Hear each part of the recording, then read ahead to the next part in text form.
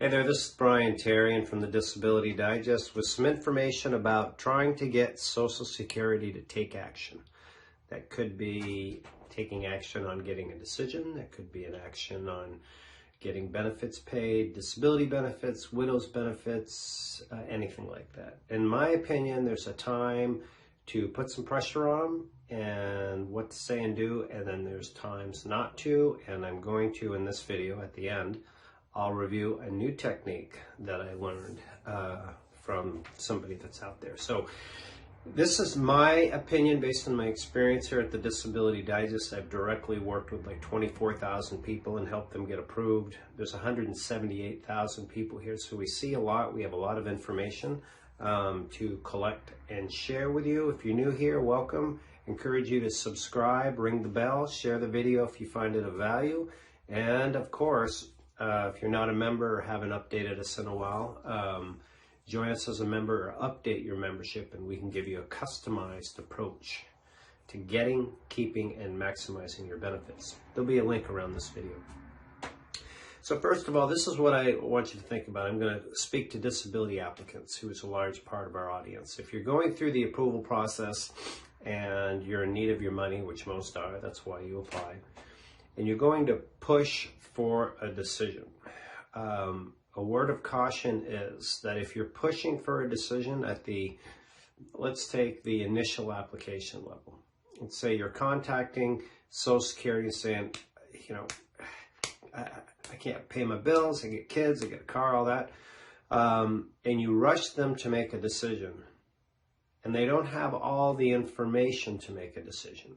An example would be you have 5 doctors and they only have medical records from 3 of them, but you're pushing them to make a decision. It's easy for them to just say, all right, well, I'll make a decision based on what we have. Boop, no, right? Other common situation, I'd say, is somebody goes to a hearing and the judge might go on vacation for 3 weeks, and which impacts his ability to write decisions. So you're pushing there, and it's easier for a judge to just say, oh, well, I'll just write a short decision and I'm going to deny it. So you do want to be cautious in those situations about pushing for a decision. What I encourage people to do that are in these situations where there's evaluation that's required, like the examples that I've just shared with you, unlike widow's benefits, if your spouse dies, that's clean cut. There's no evaluation required. Death certificate will do it, and I'll get onto that in a minute. But in these situations, what I would encourage you to do, and what we've found successful with Social Security, is to contact the caseworker, or, you know, if it's been to a hearing, contact the judge's assistant and just say, listen, is there anything else that I can do today to help you get everything that you need to make a decision today? So the today. Another, where that would be most effective is if there's payment, like if you don't have your payment.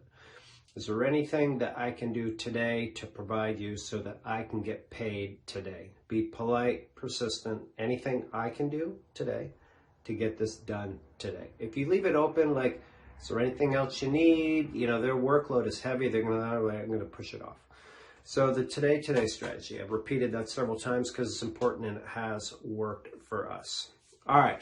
So on to widow's benefits. If it's a situation like that, or they owe you money, your case has been decided and your money is stuck at the payment center, and you've contacted your congressman, like we've given you directions in all these other videos, and it still hasn't worked, then that's when you can really kick it up a notch, because it's clean cut and they owe you money. It's not deciding on your case where that pressure could impact the evaluation. So this is something that I've learned that's new. And this is a true story from Dolores, and I'll put the link around this video. Just look for Dolores' story. Dolores took matters into her own hands, and she was a widow, so she was entitled to widow's benefits. And she applied for them. She was given a deadline. It wasn't hit. She followed up, and they didn't take any action. So what she did, took matters in her own hands. She contacted her local television network, major network, and you'll watch the video, or you can watch the video after this, and learn all the details.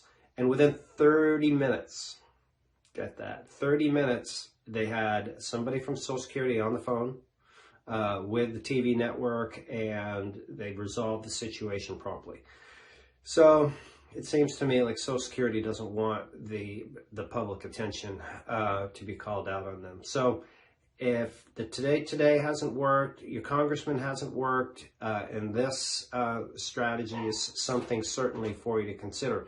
Now, I just want a word of caution in closing here. If you are 3 or 4 months into your waiting for initial application, or you're rushing and putting this tactic in place in other areas, I just want to advise you that it could have a negative impact on your case. So again, understand the expectations which we outlined for you on this channel or wherever you're watching this.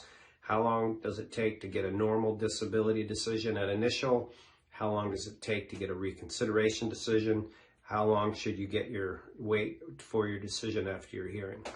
So those are the benchmarks. So I hope you find this helpful in helping you get your money. I'd love to hear, in the comments, yeah, I tried it, it worked, or maybe you found something else that's worked that you would be willing to share with others. There's over 1 million cases on Social Security, and whether you're trying to get your benefits or whatever the situation is, so that volume of cases is a lot, and it's impacting the level of service that they can provide for all types of other stuff. So again, if you're new here, I encourage you to subscribe, ring the bell, stay tuned on our YouTube channel. We have live events, we have support groups. If you haven't joined us as a member, we invite you to do that.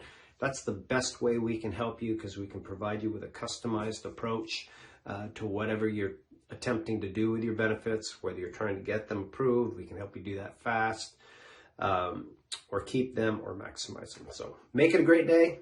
This has been Brian Terrian from the Disability Digest. Thanks.